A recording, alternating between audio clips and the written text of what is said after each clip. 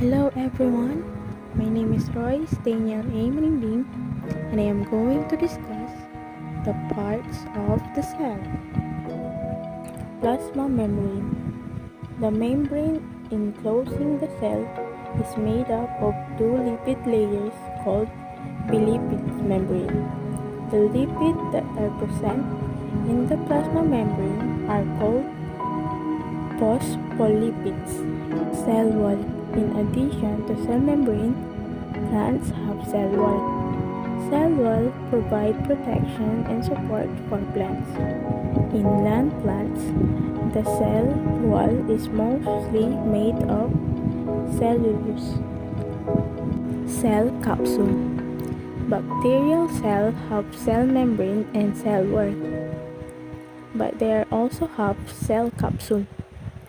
This outermost layer is often made of sugar or a special protein. It helps protect the bacteria from being eaten by larger cells, like animal immune cells, and from being infected by viruses. Nucleus and DNA. Nucleus is the control center of the cell. It is the largest organelle in the cell and it contains the DNA of cell. The next one is DNA. DNA contains all the information for cell to live, perform, and their function and produce. Nucleoid. Bacteria don't have nucleus to hold their nuclear DNA. Instead, their DNA is found in the nucleoid. These structures have no protective membrane, but is tightly packed DNA materials and also have some RNA and protein in it. The next slide is the raw and smooth endoplasmic reticulum. When we say endoplasmic reticulum, it's a network of the membrane throughout the cytoplasm of the cell. There are two types of endoplasmic reticulum.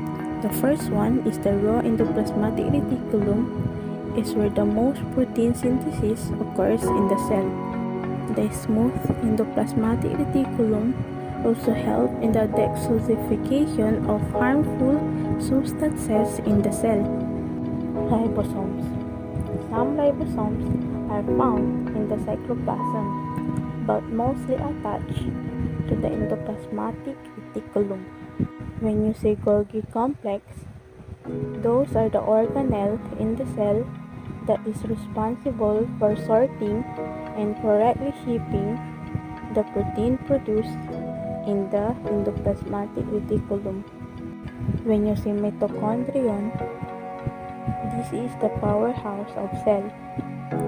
This organelle packages the energy from the food you eat into ATP molecules. This one naman is Ribosome.